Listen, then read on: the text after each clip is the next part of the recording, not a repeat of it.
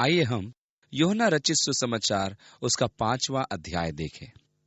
यूहन्ना ने अभी अभी 4थे अध्याय में यीशु के उन कामों का वर्णन लिखा जो उसने गलील के काना में किए, जिसमें राजा के उस कर्मचारी का वर्णन है जिसका पुत्र गंभीर रूप से बीमार था। यीशु ने कुछ वचन बोले और 20 मील दूर परमेश्वर की आत्मा ने कार्य किया और उस कर्मचारी के पुत्र ने चंगाई पाई।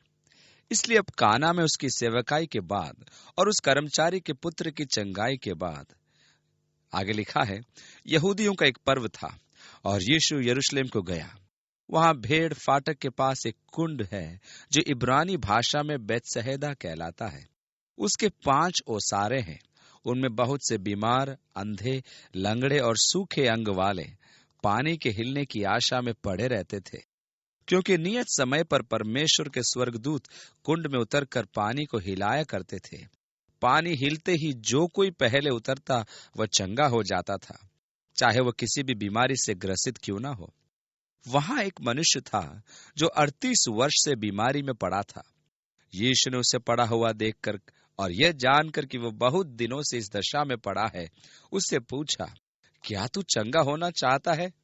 उस बीमार ने उसको उत्तर दिया, हे प्रभु, मेरे पास कोई मनुष्य नहीं कि जब पानी हिलाए जाए तो मुझे कुंड में उतारे, परंतु मेरे पहुंचते पहुंचते दूसरा मुझसे पहले उतर जाता है। यीशु ने उससे कहा, उठ, अपना खाट उठा और चल फिर। इस प्रकार यूहन्ना हमें यीशु की सेवकाई के एक और कार्य से परिचित कराता है।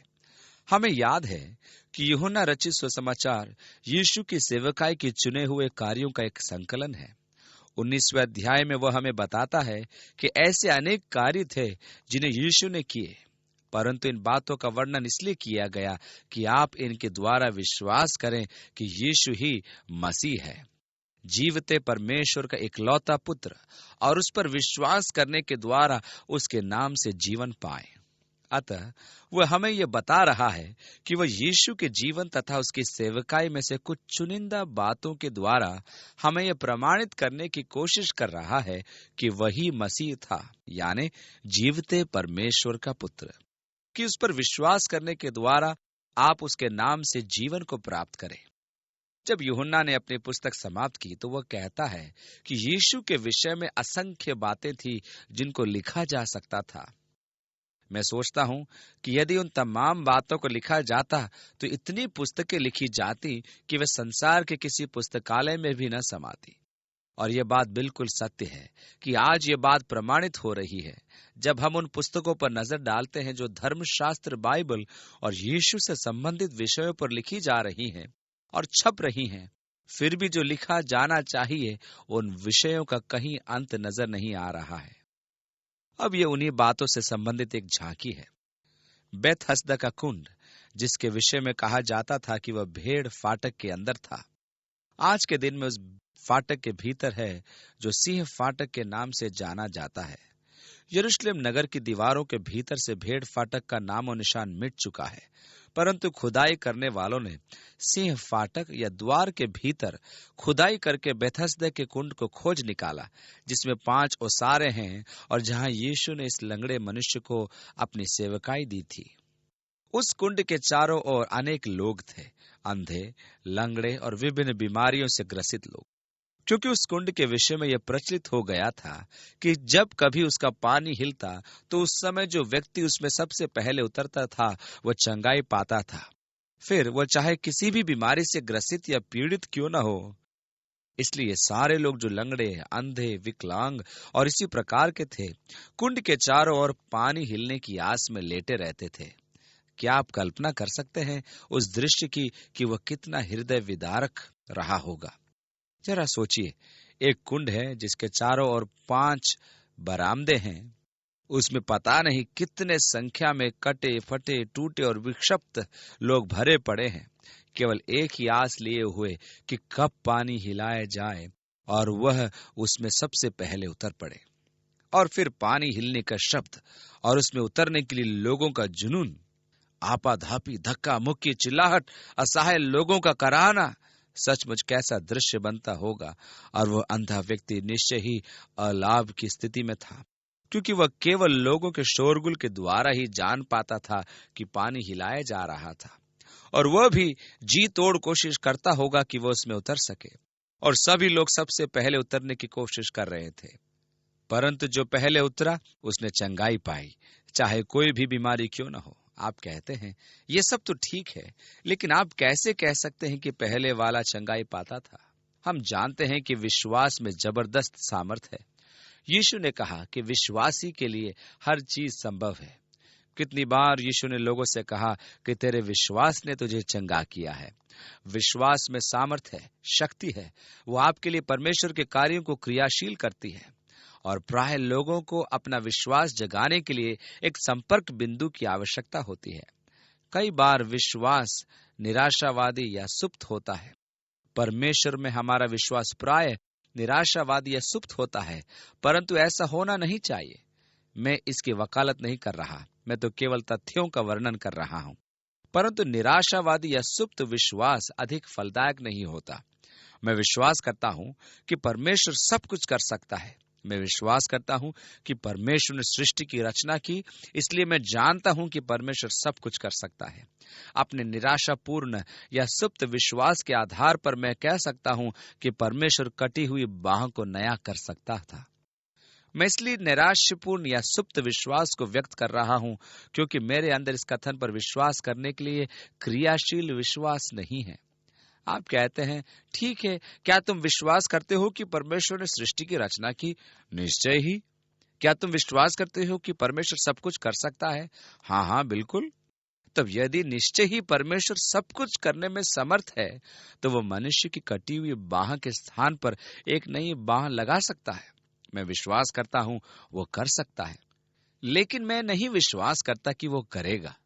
इस प्रकार एक सुप्त अथवा निराशावादी विश्वास और जागृत या क्रियाशील विश्वास में आपने अंतर देखा। एक जागृत क्रियाशील विश्वास हमेशा कहता है कि होगा।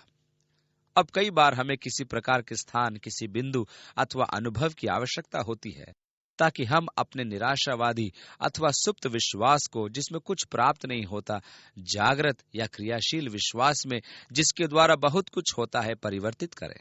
और प्राय संपर्क बिंदु अत्यंत मूल्यवान होता है। अब इन लोगों के साथ संपर्क बिंदु का विकास इस सीमा तक हुआ कि जब भी पानी हिलाया जाता तो वे विश्वास करते थे कि जो भी पहले व्यक्ति पानी में उतरेगा वह चंगाई पाएगा, चाहे उसे कोई भी बीमारी अथवा रोग हो। और चूंकि उन्हें विश्वास था कि ऐसा ही होगा, इसलिए जैसे ही पहला व्यक्ति पानी को छूता था, उसे तुरंत विश्वास हो जाता था कि परमेश्वर उसे चंगाई दे रहा है। और चूंकि उसे विश्वास था कि परमेश्वर उसे चंगा कर रहा है, इसलिए वह चंगा हो जाता। उसका विश्वास क्रियाशील हो जाता था। वैसे ही जैसे उस स्त्री ने अपने मन में सोचा, जिस क्षण मैं उसके वस्त्र को छूंगी, मैं उस बीमारी से मुक्त हो जाऊंगी। और इसलिए वह भीड़ में से घुसती हुई यीशु के इतने निकट पहुंच गई कि वह उसका वस्त्र छू सकती थी। और जिस क्षण उसने छुआ, उसने विश्वास किया, उसका विश्वास जागृत हुआ और परमेश्वर की शक्ति ने उस पर कार्य किया और यीशु में से सामर्थ निकली और वो चंगी हो गई, क्योंकि परमेश्वर हमारे विश्वास का उत्तर देता है। आपका विश्वास ही आपके लिए बाधा या अनुग्रह बन सकता है। मैं किस पर विश्वास करता हूं, यह महत्वपूर्ण है। यदि मेरा विश्वास है कि किसी कार्य को परमेश्वर नहीं कर सकता या नहीं करेगा, तो प्राय होता यह है कि परमेश्वर नहीं करता। यदि मेरा विश्वास है कि किसी कार्य को परमेश्वर करेगा, तो प्राय परमेश्वर उस कार्य को करता है। मैं जब बालक था, उस समय दुर्भाग्यवश बहुत अधिक नकारात्मक प्रचार किया जाता था और अनेक लोग उस नकारात्मक प्रचार के शिकार हुए। मैंने अनेक चीजों के विरुद्ध बहुत उपदेशों को सुना था। उस समय के विरुद्ध बहुत उपदेशों को सुना था। उस समय के प्रचारकों का मुख्य विषय जिसके विरुद्ध वे बोलते थे, सिगरेट पीना था। मैंने उनको बार बार ये कहते हुए सुना था कि यदि आप सिगरेट पिएंगे तो परमेश्वर आपसे खुश नहीं होगा, आप मसीह कहलाने योग्य नहीं रहेंगे। यदि आप सिगरेट पिएंगे तो आप परमेश्वर की संतान नहीं बन सकते। और मैंने इन तमाम बातों को बहुत सुना। अब मेरे ऐसे अनेक साथी थे जिन्होंने शिक्षा और प्रचार को सुना और उस पर विश्वास भी किया। इस प्रकार जब प्रयोग के तौर पर उन्होंने सिगरेट पी तो उन्हें विश्वास था, अब परमेश्वर मुझे नहीं बचा सकता।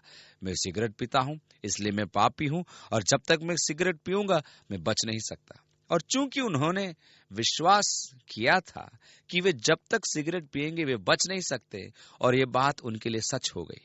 उन्हें बचाया नहीं जा सकता था, क्योंकि जैसा आप विश्वास करेंगे वह उस मामले में हकीकत बन जाएगा। दुर्भाग्यवश इस नकारात्मक प्रचार से अनेक लोग अपना जीवन नष्ट कर चुके हैं। एक स्थान पर मेरे साथ एक मनुष्य था जिसने मुझसे कहा, चक, मैं मसीही बनना चाहता हूं, मैं कलीसिया में आना चाहता हूं, मैं प्रभु के लिए जीना चाहता हूं। मैं अपनी कलीसिया में जवानों का निर्देशक था। मैं परमेश्वर की सेवा कर रहा था और प्रसन्न था, और उन्हीं सब कामों को मैं अब करना चाहता हूं, परंतु मेरे काम के कारण मुझे बहुत तनाव रहता था। और शाम को काम से जब मैं थका हारा घर लौटता था तो आराम से बैठकर बियर पीना पसंद करता था। और अब मुझे ऐसा लगता है मेरी उस आदत के कारण मेरा जीवन बचाया नहीं जा सकता। मैंने कहा, यह कोई बात नहीं है, और उसे झटका देने के लिए मैंने कहा, मैं भी बहुत बियर पिया करता था, लेकिन अब मैंने उसे छोड़ दिया है। अनेक लोग परमेश्वर से इसलिए दूर रहते हैं क्योंकि वे आदतों में और अपनी जीवन शैली में इतने फंसे होते हैं कि वे उस बंधन से मुक्त नहीं हो पाते। उन्होंने बंधन मुक्त होने का प्रयास किया। उन्हें बताया जा चुका था कि वे जब तक इन आदतों में फंसे रहेंगे वे परमेश्वर के संतान नहीं बन सकते, और इसलिए उन्होंने सिगरेट पीने की लत को छोड़ने की कोशिश की, परंतु वे छोड़ नहीं सके। और इसलिए वे सोचते हैं, हे मेरे परमेश्वर, काश कि मैं बच सकता, काश मैं परमेश्वर के संतान बन सकता। और उनके मन में इस बात की तीव्र इच्छा है, परंतु वे अपनी आदत के बंधन से स्वयं को मुक्त करने में असमर्थ पाते हैं। वे सिगरेट पीना नहीं छोड़ सकते। वास्तव में वे गाड़ी को घोड़े के आगे लगाने का प्रयास कर रहे हैं। आप अपना जीवन यीशु मसीह को दे दें, और वह आपके जीवन में उन चीजों की चिंता करेगा कि परमेश्वर की पवित्र आत्मा आपके जीवन को यीशु मसीह के अनुरूप ढाल सके। वह आपकी आदतों को बदल देगा। प्राय हम जीवनों में परमेश्वर के सम्मुख स्वयं को धार्मिक प्रमाणित करने के लिए उल्टे काम करते हैं, परंतु यह सदा ही असंभव नहीं तो भी कठिन अवश्य है। परमेश्वर का आत्मा अंदर से बाहर की ओर काम करता है। वो हमारे अंदर इस प्रकार कार्य करता है कि उसका प्रभाव मेरे बाह्य जीवन पर पड़ता है। इसलिए हमारा विश्वास, जिस पर मैं विश्वास करता हूं, मेरे जीवन में वास्तविकता बन जाता है। परंतु विश्वास को जागृत करने की संभावना है, और प्राय उसे करने में संपर्क सूत्र का महत्व होता है। यदि आप में से कोई बीमार हो तो वह कलीसिया के पुर्नियों को बुलाएं और वे परमेश्वर के नाम से उस पर तेल मलें, और उनकी विश्वास से की हुई प्रार्थना उस बीमार की रक्षा करेगी, और परमेश्वर उसे बीमारी के बिस्तर से उठा के खड़ा करेगा। अब जिस समय कलीसिया के पुर्निये आते हैं और यीशु के नाम से तेल मलकर प्रार्थना करते हैं, तो उस समय संपर्क बिंदु से विश्वास का उद्भव होता है। मैं जानता हूं कि जैसे ही कलीसिया के पुर्निये यहाँ आकर प्रभु यीशु के नाम से मुझे तेल मलेंगे और प्रभु के नाम से प्रार्थना करेंगे तो मैं चंगा हो जाऊंगा। ओह, परमेश्वर अनुग्रह करे, मैं उनकी आने तक प्रतीक्षा नहीं कर सकता। ओ परमेश्वर की स्तुति हो। और जैसे द्वार की घंटी बजती है, आप जानते हैं कि परमेश्वर का धन्यवाद हो, वे आ गए। अब कुछ ही समय में मैं चंगा होने वाला हूं।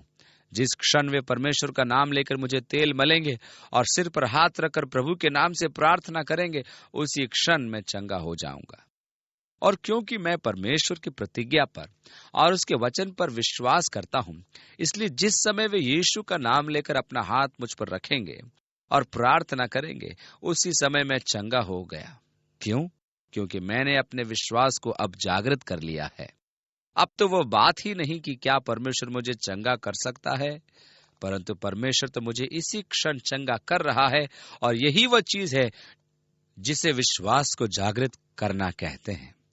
इसलिए ये लोग कुंड के चारों ओर आस लगाए पड़े थे, बैठे थे कि कब पानी हिलाए जाए, क्योंकि इसके द्वारा वह संपर्क बिंदु बनता है जिससे उनका विश्वास प्रवाहित होता हो, और उसके द्वारा वह काम होता है जिसे परमेश्वर उनके जीवनों में करना चाहता था। परंतु यह मनुष्य पिछले 38 साल से लकवे का रोगी था और वहां काफी दिनों से पड़ा था, परंतु वह इतना बेबस था कि जब कभी पानी हिलाया जाता तो इससे पहले कि वह अपना शरीर पानी में डाले, कोई उससे पहले ही पानी में चला जाता था। इस प्रकार इसी अवस्था में पड़े पड़े उससे वर्षों बीत गए और इसी आशा से प्रतीक्षा करता रहा कि कभी तो वह दिन आएगा जब वह पानी में उतरने वाला पहला व्यक्ति होगा। लेकिन हालात ऐसे थे कि उसका कोई ऐसा मित्र भी नहीं था जो उसकी मदद कर सके। आप जानते हैं कि जो लोग उसके चारों ओर थे और उसे पकड़े हुए थे कि जैसे ही पानी हिलाया जाए उसे अंदर फेंक दे, इस प्रकार वह एक आशा विहीन हालत में था। और यीशु ने उससे पूछा, क्या तू चंगा होना चाहेगा? और उसने अपनी समस्या यीशु के सन्मुख रखी। बेशक मैं चंगा होना चाहूंगा, परंतु कोई ऐसा नहीं जो मेरी सहायता करे। जब भी पानी हिलाया जाता है, कोई मुझसे पहले पानी में उतर जाता है। और फिर यीशु ने उसे उस असंभव कार्य को करने के लिए कहा, उठ, अपनी खाट उठा और चला जा। यीशु जिस प्रकार लोगों को असंभव कार्य करने की आज्ञा देता था, मुझे उसका तरीका पसंद आता है। क्योंकि जब कभी परमेश्वर आपको कोई असंभव कार्य करने की आज्ञा देता है तो आपके सामने दो विकल्प होते हैं। पहला विकल्प यह है कि आप यीशु द्वारा दी गई आज्ञा को मान लें, और दूसरा यह कि आप उस पर बहस करें। अब यह मनुष्य कह सकता था, जनाब, आप किसे मूर्ख बनाने की कोशिश कर रहे हैं? मैं आपसे कह चुका हूं कि मेरे पास कोई नहीं है जो मेरी सहायता करे, और इस समय तो पानी भी नहीं हिलाया जा रहा। आप क्या सोचते हैं, यदि मैं इस योग्य होता कि अपनी खाट उठा सकूं, तो क्या इतने वर्षों से यहाँ पड़ा रहता? मैं यहाँ 38 वर्षों से पड़ा हूं जनाब, और किसी प्रकार से खड़ा नहीं हो सकता।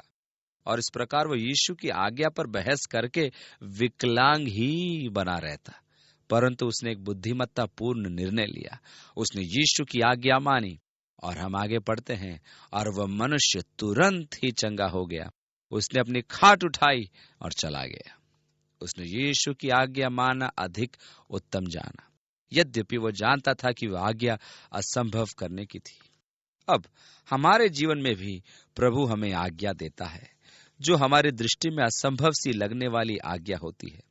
शायद हमारे जीवन में भी कोई ऐसा क्षेत्र हो जिसमें हमने वर्षों तक संघर्ष किया हो और जिसमें हमें पराजय की स्थिति में रखा गया हो, और प्रभु ने कहा, ठीक है, दोबारा ऐसा मत करना। हम कहते हैं, प्रभु, आप नहीं जानते कि मैं इसे कितना छोड़ना चाहता हूँ। ओह, आप नहीं जानते कि जब मैं इस कार्य को करता हूँ तो कितना परेशान होता हूँ। इसे करने में मुझे कोई आनंद नहीं आता।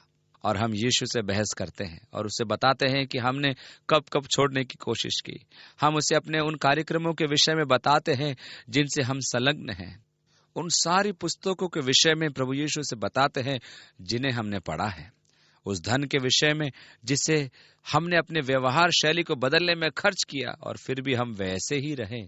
हम उसकी आज्ञा मानने के बजाय उससे बहस करते रहते हैं। अब एक चीज जो हमें अवश्य सीखनी है वो यह है कि यद्यपि यीशु हमें एक असंभव सी लगने वाली आज्ञा देता है, परंतु वो उससे करने के लिए विकल्प खुले रखता है।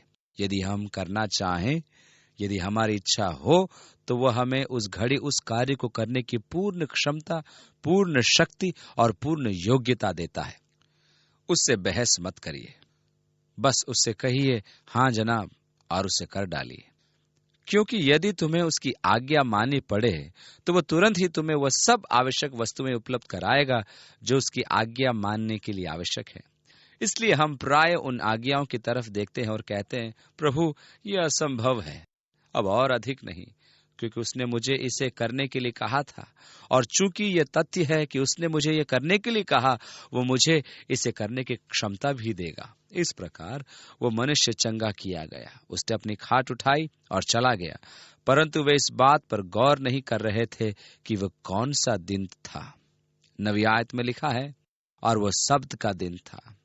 और अभी वह अधिक दूर नहीं गया था कि कुछ व्यक्तियों ने, जो काले कपड़े पहने थे, सिर पर काली टोपी लगाए थे और उनके काले घुंघराले बाल थे, उससे जो चंगा किया गया था, कहा, आज सब्त का दिन है, आज तुझे खाट उठाना उचित न था। मनुष्य का परंपराओं का पालन करना मेरे लिए एक रुचिकर विषय है, परंतु वास्तव में जिस बात को देखकर मुझे आश्चर्य होता है वो यह है कि इन परंपराओं ने मनुष्य के जीवन में कितना पक्का स्थान बना लिया है। आप जानते हैं, मेरे विचार में इन परंपराओं से मुक्त होना शायद सबसे कठिन बात है। इन परंपराओं से मुक्त होना शायद पहाड़ ढकेलने जैसा ही कठिन है। दुर्भाग्यवश कलीसिया में भी अनेक परंपराओं ने जन्म ले लिया है। कलीसिया की परंपराएं जिनकी जड़ें धर्म में बेबीलोन के रहस्यों तक फैली है, परंतु अब वे कलीसिया की परंपरा का एक भाग है। परंतु चूंकि यह परंपरा है, यह हमारे अंदर इतनी गहराई से समाई हुई है कि जब मार्टिन लूथर ने इन्हें तोड़ना चाहा, हालांकि उसने तोड़ा भी, फिर भी उसमें की समस्त बुराइयां समाप्त नहीं हुई, क्योंकि उसके द्वारा प्रोटेस्टेंट सुधारवाद लाया गया, जो बहुत कुछ बाबुल के रहस्य धर्म रीति के अनुरूप ही था। इसलिए जैसा कि यीशु ने यूहन्ना के माध्यम से मुखरित सुधारवाद के विषय में सरदीस की कलीसिया को लिखवाया, उसने कहा, क्योंकि मैंने तेरे किसी काम को अपने परमेश्वर के निकट पूरा नहीं पाया। तुम्हारे अंदर अभी भी बहुत सी बातें तुम्हें फंसाए हुए हैं, जिनका संबंध रहस्यमयी बाबुल के धर्म से है और जिनका यीशु की देह में कोई स्थान नहीं। परंतु परंपराओं से मुक्त होना अत्यंत कठिन है। उन्होंने मनुष्यों के बीच में अपना स्थान सुनिश्चित कर लिया है। सब्त के विषय में उनके अंदर कुछ परंपराएं विकसित हो गई थी। उन्होंने सब्त के दिन का अर्थ अपनी इच्छानुसार लगाना चाहा। उनके पास मिशना या तालमुद था, जो मूसा की व्यवस्था पर टिप्पणियां थी, और मिशना में सब्त के दिन की व्याख्या 23 अध्यायों में की गई है। परमेश्वर ने कैसे कहा, तू सब्त के दिन को याद रखने के लिए पवित्र जान, कि तू 6 दिन तक अपने सब काम करेगा, परंतु 7वां दिन विश्राम का दिन है, इसलिए सब्त के दिन को याद रखो, उससे पवित्र रखो। अब उन्होंने इस विशेष व्यवस्था की व्याख्या आरंभ करनी चाहिए, और मिशना के 23 अध्यायों में आप व्यवस्था का अनुवाद पाएंगे कि उन व्याख्याओं का सब्त के दिन पर क्या प्रभाव पड़ा। अब एक बार जब हम सब्त के दिन यरूशलेम में थे, हमारी बस सड़क पर जा रही थी, और वहां एक छोटा यहूदी लड़का था जो लगभग 10 या 12 साल का होगा। उसने काले रंग के कपड़े पहने हुए थे, सिर पर काली टोपी थी और लंबे घुंघराले बाल थे। और जब बस उसके पास से गुजरी तो उसे एहसास हुआ कि बस सब्त के दिन चल रही थी, और वो हमें देखकर भांति भांति से मुंह बनाने लगा। अंत में उसने हमें जीभ चिढ़ाई, क्योंकि हमने सब्त के दिन बस में सफर करने का दुस्साहस जो किया। मेरा अनुमान है कि उसका हमें यूं मुंह चिढ़ाना व्यवस्थानुसार ही था। किंतु यरूशलेम नगर में कुछ क्षेत्र ऐसे थे जहां हम बस नहीं ले जा सकते थे। मियां शरीम के इलाके में कुछ क्षेत्र ऐसे थे जहां मार्गों पर अवरोधक लगे हुए थे, और यदि हमने उस क्षेत्र से बस निकालने का प्रयत्न किया होता, तो यद्यपि सब्त के दिन के वजन उठाना व्यवस्था के विरुद्ध था, तो भी उन्होंने हम पर पत्थरवा किया होता व्यवस्थानुसार। उन्होंने उस मनुष्य को रोक लिया। वह सब्त के दिन अपनी खाट उठाकर जा रहा है। अरे दोस्त, आज सब्त का दिन है, आज के दिन खाट उठाना व्यवस्थानुसार उचित नहीं है। और उसने उन्हें उत्तर दिया, जिसने मुझे चंगा किया उसी ने मुझसे कहा, अपनी खाट उठा के चल फिर। अब इसमें कोई शक नहीं कि वे उस व्यक्ति को जानते थे। यरूशलेम में वैसे तो ज्यादा मनुष्य नहीं थे, लेकिन वह क्या मनुष्य था जो लगभग 38 साल से अपंग पड़ा था, और लोगों के बीच उसकी अलग पहचान थी। लोग उसे जानते थे और पहचानते थे, और अब वह इस तथ्य से लोगों का ध्यान अपनी तरफ आकर्षित कर रहा था कि वह चंगा हो चुका था। निश्चय ही जो 38 वर्ष के लंगड़ेपन से मुझे चंगा कर सकता है, अवश्य ही उसके वचन में अधिकार है, और इसलिए उसने मुझसे कहा कि अपनी खाट उठा के चल फिर। 12वीं आयत में लिखा है, और उन्होंने उससे पूछा, वह कौन मनुष्य है जिसने तुझसे कहा, खाट उठा और चल फिर? परंतु जो चंगा हो गया था वह नहीं जानता था कि वह कौन है, क्योंकि उस स्थान में भीड़ होने के कारण यीशु वहां से हट गया था। इन बातों के बाद वह यीशु को मंदिर में मिला।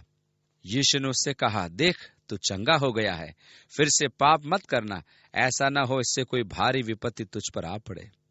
अब इस विशेष प्रकरण में ऐसा लगेगा कि यीशु ने उस मनुष्य की बीमारी को उसके जीवन के कुछ पापों से संबंधित कर दिया था। फिर से पाप मत करना, ऐसा न हो इससे कोई भारी विपत्ति तुझ पर आ पड़े। इस बात की संभावना है कि पाप और किसी बीमारी में कुछ संबंध हो, परंतु इसको एक आम बात समझना सरासर गलत होगा, और यह कहना कि किसी भी बीमारी अथवा रुग्णावस्था का सीधा संबंध कुछ प्रकार के पाप से है, ये बहुत गलत होगा। यही गलती अय्यूब को तसल्ली देने वालों ने की थी, और यह एक ऐसी गलती है जिसे प्राय मनुष्य अपनी अर्धचेतन अवस्था में अपने मस्तिष्क में करते हैं, जब कोई मनुष्य काफी बीमार या संक्रामक हो जाता है। और दुर्भाग्यवश ऐसे प्रचारकों की कमी नहीं जो ऐसे भ्रामक विचारों का पोषण करते हैं। यदि तुम में जरा भी विश्वास होता, तुम चंगे हो सकते थे। केवल अपने मार्ग सीधे करो।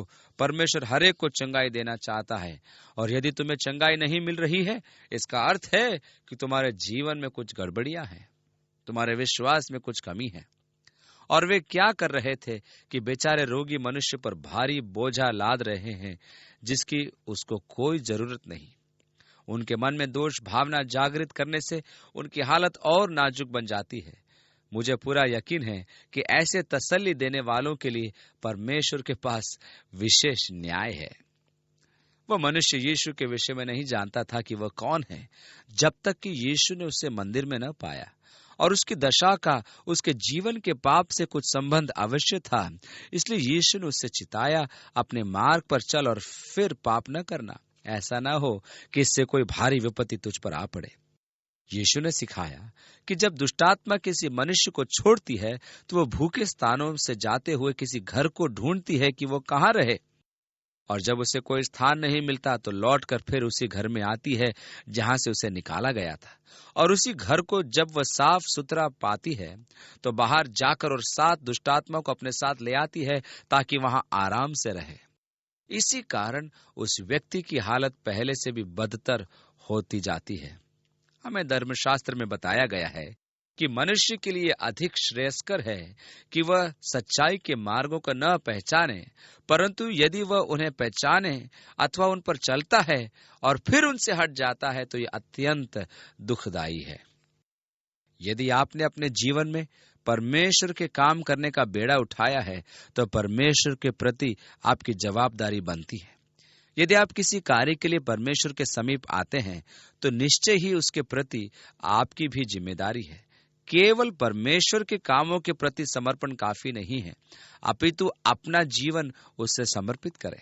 यह जीवन आखिर उसी का दिया हुआ है। 15वीं आयत में लिखा है, और वो मनुष्य चला गया और उसने यहूदियों से कहा कि वह यीशु ही था जिसने मुझे चंगा किया। और ये एक ऐसी बात थी जिसके लिए यहूदियों ने कभी भी यीशु को क्षमा नहीं किया, और आखिरकार यही कारण उसको क्रूस पर ले गया, क्योंकि उसने तथाकथित शब्द के नियमों का उल्लंघन किया था। 16वीं आयत, इस कारण यहूदी यीशु को सताने लगे, क्योंकि वह ऐसे काम शब्द के दिन करता था। अब उनके लिए व्यवस्था की परंपराओं को पालन करना अधिक महत्वपूर्ण था, न कि किसी व्यक्ति का चंगा किया जाना। यीशु ने उनसे एक बार कहा था, तुम में से ऐसा कौन है जिसका बैल अथवा गधा सब्त के दिन गड्ढे में गिर जाए और उससे न निकाले। अब यदि आप एक मूक पशु के प्रति इतने संवेदनशील हैं, तो आप क्या नहीं सोचते कि परमेश्वर जिसने सृष्टि को रचा, वह मनुष्य के प्रति भी संवेदनशील होगा, फिर चाहे वह सब्त का दिन हो अथवा नहीं। इसलिए वे यीशु को सताने लगे, क्योंकि वह ऐसे काम सब्त के दिन किया करता था। इस पर यीशु ने कहा, मेरा पिता अब तक काम करता है और मैं भी काम करता हूं। क्या आप इस बात से खुश नहीं हैं कि हमारा पिता सब्त के दिन भी काम करता है? क्या होता यदि परमेश्वर साप्ताहिक अवकाश लेता, अर्थात सब्त के दिन अवकाश लेता? जरा विचार कीजिए उस गड़बड़ी पर जो परमेश्वर द्वारा सब्त के दिन अवकाश लेने के द्वारा होती, जब लोग एक दिन के रुके हुए कामों को समायोजित करने का प्रयास करते। वह जो इस्राएल का रक्षक है, न ऊंघेगा और न सोएगा। परमेश्वर कभी कोई अवकाश नहीं लेता। परमेश्वर हमेशा और हर समय अपने लोगों के जीवनों में कार्य करता है, और इसलिए यीशु ने कहा, मेरा पिता अब तक काम करता है और मैं भी काम करता हूं। 18वीं आयत में ऐसा लिखा है, इस कारण यहूदी और भी अधिक उसे मार डालने का प्रयत्न करने लगे, क्योंकि वह न केवल सब्त के दिन की विधि को तोड़ता, परंतु परमेश्वर को अपना पिता कहकर अपने आप को परमेश्वर के तुल्य भी ठहराता था। अब कुछ लोग हैं जो आजकल कहते हैं, यीशु ने कभी नहीं कहा कि वह परमेश्वर है, कि ये सब कुछ चीजें ऐसी थी जिन्हें लोगों ने उसके चारों ओर खड़ा कर दिया, एक आत्मिक और एक पूर्ण दैवीय वातावरण। ये लोग जो आज अभिलेखों का अध्ययन करते हैं, इसे पढ़ते हैं या इनके पढ़ने के द्वारा समझ को प्राप्त करते हैं, जिन लोगों से यीशु ने बातचीत की, वे अच्छी तरह से समझते थे कि यीशु क्या कहना चाह रहा है और वह क्या कर रहा है। उनके मन में लेश मात्र को भी संशय नहीं था कि वह कौन से अधिकार प्राप्ति की बात कर रहा था, क्योंकि वो कह रहा था कि वह परमेश्वर का पुत्र था। वे जानते थे कि वह स्वयं को परमेश्वर के तुल्य बना रहा था और वे इसी बात के कारण उसे मारना चाहते थे।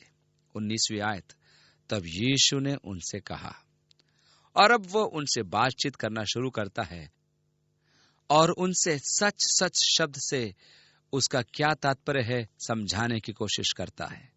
शब्द का दोहराया जाना उसके महत्व को बताता है, अर्थात ठीक है, अब इसे सुनो। मेरा मतलब है कि यह उनका ध्यान आकर्षित करने के लिए कहा गया कि मैं कुछ कहने जा रहा हूं। 19वीं आयत में आगे, मैं तुमसे सच सच कहता हूं, पुत्र आपसे कुछ नहीं कर सकता, केवल वह जो पिता को करते देखता है, क्योंकि जिन जिन कामों को वो करता है उन्हें पुत्र भी उसी रीति से करता है। और इसलिए यहाँ यीशु यह अधिकार जता रहा है कि उसके द्वारा किए गए कार्य ही परमेश्वर के कार्य हैं, कि वे स्वयं उसके कार्य नहीं हैं, कि वह उन्हें परमेश्वर के कार्य दिखा रहा था और उसी के कार्य कर रहा था। मैं इस मनुष्य के लिए चंगाई लाया, परंतु वह परमेश्वर ही था जो चंगाई लाया। मैं परमेश्वर से अलग कार्य नहीं करता, मैं परमेश्वर के साथ मिलकर ही कार्य करता हूँ। सब्त के दिन कार्य करने के कारण तुम मुझ में दोष ढूंढते हो, परंतु यह परमेश्वर का कार्य है जो सब्त के दिन किया गया। क्या तुम इतना भी नहीं समझते? परंतु वे इस बात को समझ नहीं सके, क्योंकि उनकी आंखों पर परंपराओं की पट्टी बंधी थी। 20वीं आयत में लिखा है, क्योंकि पिता पुत्र से प्रीति रखता है और जो जो काम वो आप करता है वह सब उसे दिखाता है, और वो इनसे भी बड़े काम उसे दिखाएगा ताकि तुम अचंभा करो। परमेश्वर अपने कामों को करना जारी रखेगा और वो इनसे भी बड़े बड़े काम करेगा ताकि तुम उन्हें देखकर अचंभा करो। 21वीं आयत, जैसे पिता मरे हुओं को उठाता और जिलाता है, वैसा ही पुत्र भी जिन्हें चाहता है उन्हें जिलाता है। और इस प्रकार जब हम यीशु की सेवकाई को देखते हैं, हमने देखा कि कैसे उसने नगर में उस विधवा के पुत्र को जीवित किया, कफरनहूम में याईर की पुत्री को जीवित करना तथा अंत में लाजर को जिलाना चाहा जो मर गया, और जिलाया भी, क्योंकि परमेश्वर उनको भी जीवित कर सकता था जो मर चुके हैं। और पुत्र भी पिता का काम करते हुए जिन्हें चाहता है उन्हें जिलाता है।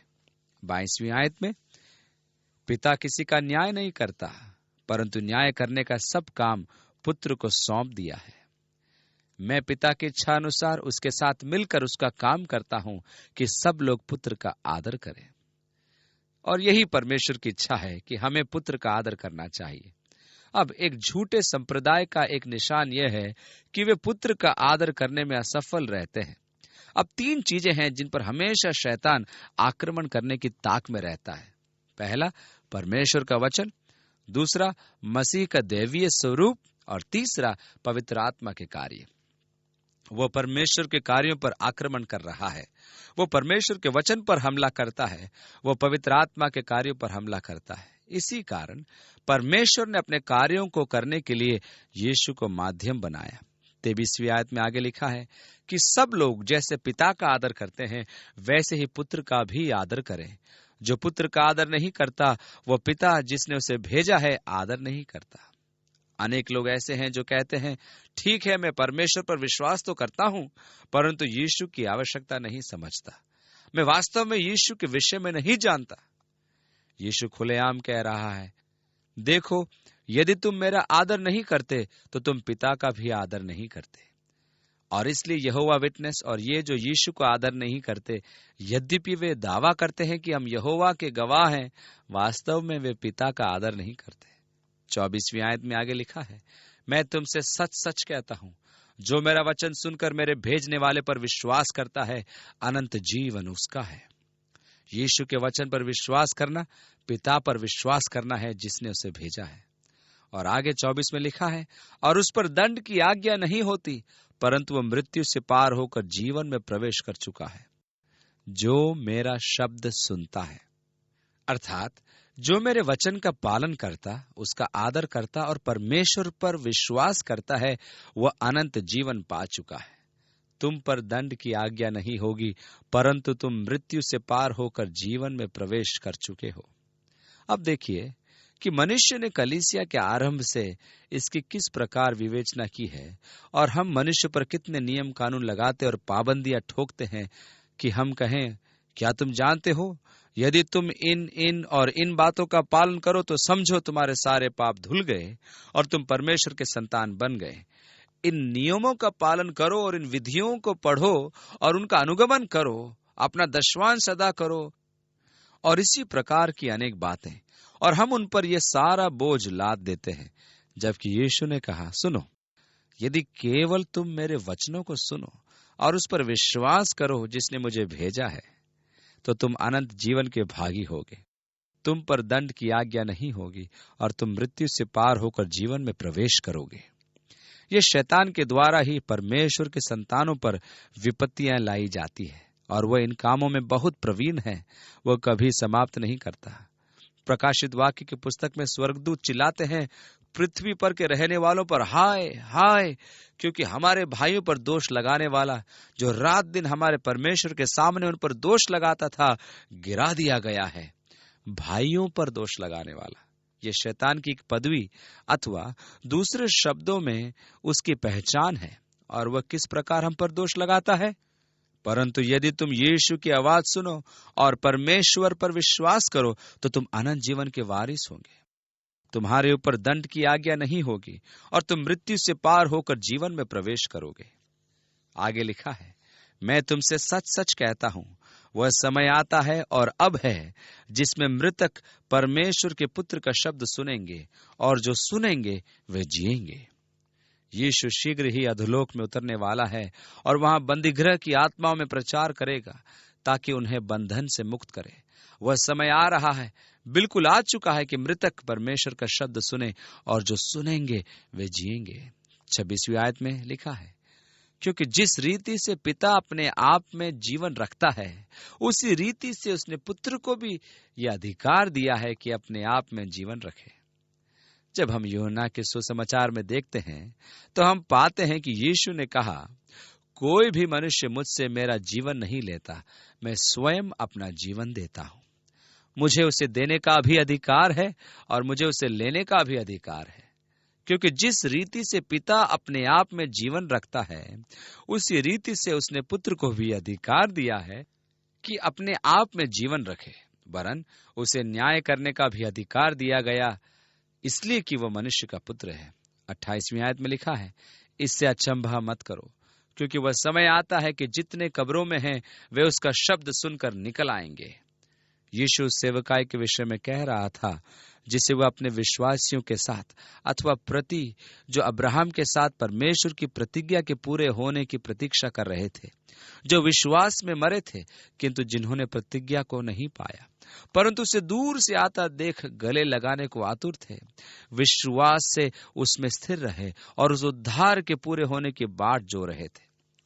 29वीं आयत से आगे लिखा है, जिन्होंने भलाई की है वे जीवन के पुनरुत्थान के लिए जी उठेंगे और जिन्होंने बुराई की है वे दंड के पुनरुत्थान के लिए जी उठेंगे। और मैं अपने आप से कुछ नहीं कर सकता, जैसा सुनता हूं वैसा न्याय करता हूं और मेरा न्याय सच्चा है, क्योंकि मैं अपनी इच्छा नहीं परंतु अपने भेजने वाले की इच्छा चाहता हूं। वह पुनः कह रहा है कि वह पिता के साथ पूरे तालमेल के साथ कार्य कर रहा है। आगे वह फिलिप्पुस को बताएगा, मैं जो कार्य करता हूं स्वयं अपने आप से नहीं करता, परंतु मेरा पिता जो मुझ में रहता है वही ये कार्य करता है। उसी प्रकार की गवाही वह यहाँ दे रहा है। पुत्र आपसे कुछ नहीं कर सकता, केवल वह जो पिता को करते देखता है। मैं पिता के कामों को तुम्हारे बीच में करता हूं। 31वीं आयत, यदि मैं आप ही अपनी गवाही दूं तो मेरी गवाही सच्ची नहीं। और अब वो अपने विषय में गवाही की बात करने जा रहा है, परंतु उसने कहा, यदि मैं स्वयं अपनी गवाही दूं तो मेरी गवाही सच्ची नहीं। अब जबकि वह सच्ची गवाही नहीं होगी, परंतु यदि वह स्वयं अपनी गवाही देगा तो उसकी गवाही को स्वीकार नहीं किया जाएगा। 32 से आगे लिखा है, एक और है जो मेरी गवाही देता है और मैं जानता हूं कि मेरी जो गवाही वह देता है वह सच्ची है। तुमने यूहन्ना से पूछवाया और उसने सच्चाई की गवाही दी है, परंतु मैं अपने विषय में मनुष्य की गवाही नहीं चाहता। तो भी मैं ये बात इसलिए कहता हूं कि तुम्हें उद्धार मिले।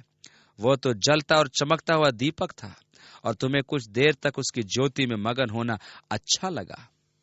इसलिए यदि मैं स्वयं अपनी गवाही दूं तो भी मेरी गवाही सच्ची है, परंतु यूहन्ना ने मेरी गवाही दी और तुमने उसकी बातें सुनी और उसकी बातों से तुम संतुष्ट हुए। परंतु उसने कहा, मैं अपने विषय में यूहन्ना की गवाही को अंतिम प्रमाण के रूप में स्वीकार नहीं करता कि मैं कौन हूं, परंतु मेरे पास जो गवाही है वह यूहन्ना की गवाही से बड़ी है, क्योंकि जो काम पिता ने मुझे पूरा करने को सौंपा है, अर्थात यही काम जो मैं करता हूं, वे मेरे गवाह हैं कि पिता ने मुझे भेजा है। और यहाँ यीशु अपने उद्गम की गवाही के रूप में उसके द्वारा किए गए कार्यों की और उसके द्वारा किए गए आश्चर्य कर्मों की दुहाई दे रहा है। अब निकुदेमुस उसके पास आया और कहा, गुरु, हम जानते हैं कि तू परमेश्वर की ओर से गुरु होकर आया है, क्योंकि कोई इन चिन्हों को जो तू दिखाता है, यदि परमेश्वर उसके साथ न हो तो नहीं दिखा सकता। और जब निकुदेमुस उसके पास आया तो वह उसके द्वारा किए गए कामों की गवाही के रूप में मानता है। फिलिप्पुस ने प्रभु से कहा, प्रभु, तू केवल हमें पिता को दिखा दे तो वही हमारे लिए काफी होगा। और यीशु ने कहा, फिलिप्पुस, मैं इतने दिनों से तुम्हारे साथ हूं, क्या तुमने अभी तक मुझे नहीं देखा? जिसने मुझे देखा उसने पिता को देखा है। तब तू क्यों मुझसे कहता है कि हमें पिता को दिखा? क्या तू अब भी विश्वास नहीं करता कि मैं पिता में हूं और पिता मुझ में? जो कार्य मैं करता हूं वह स्वयं मैं नहीं, बल्कि पिता मुझ में कर रहा है। अब तो विश्वास कर कि मैं पिता में हूं और पिता मुझ में, नहीं तो मेरे कामों के द्वारा ही मेरा विश्वास कर।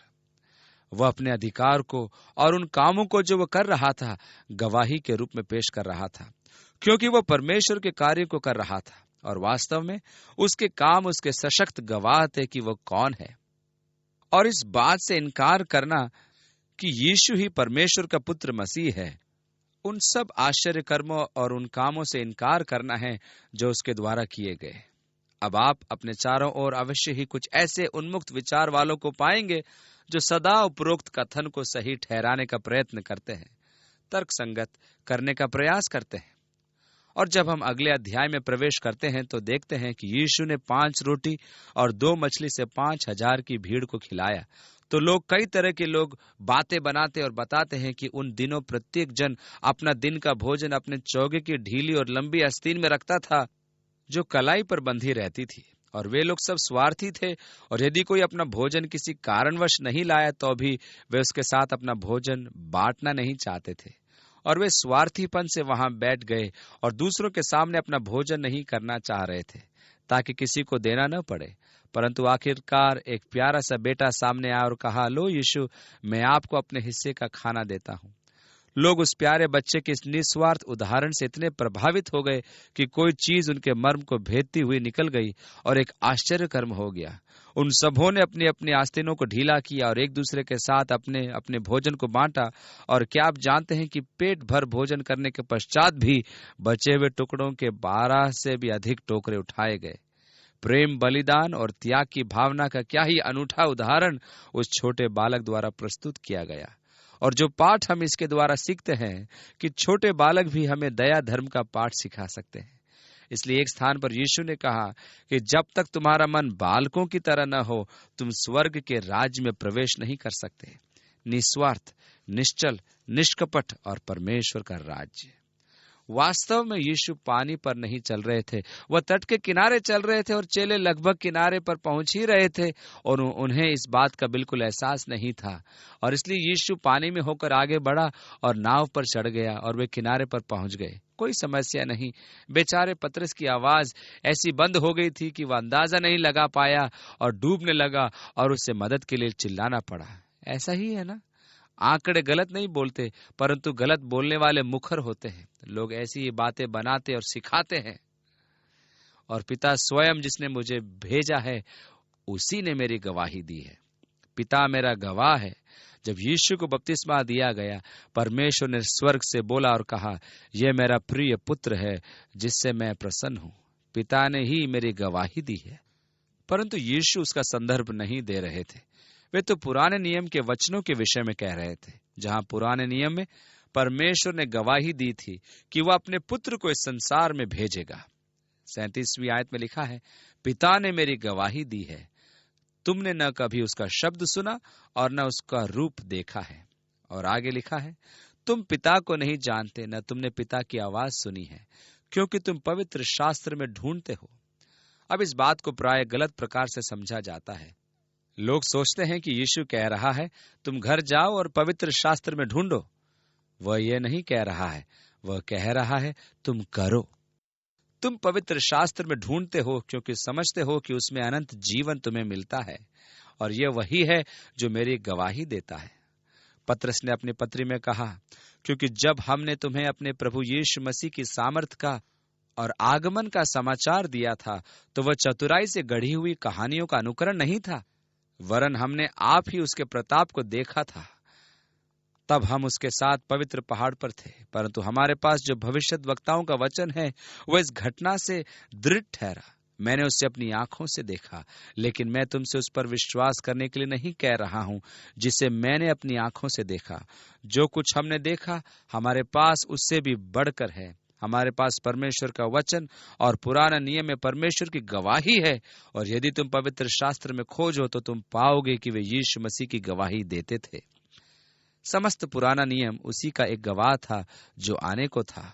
जैसा कि यीशु ने कहा, मैं आया हूं जैसा कि पवित्र शास्त्रों में मेरे विषय में लिखा है कि मैं, हे प्रभु, तेरी इच्छा पूरी करूं। वह यह घोषणा करता है कि पुराना नियम की पुस्तकों में जो कुछ लिखा है वह यीशु मसीह के विषय में लिखा गया। अब वह उनसे कह रहा है, तुमने वास्तव में उसकी आवाज को, अर्थात परमेश्वर की आवाज को सुना ही नहीं है।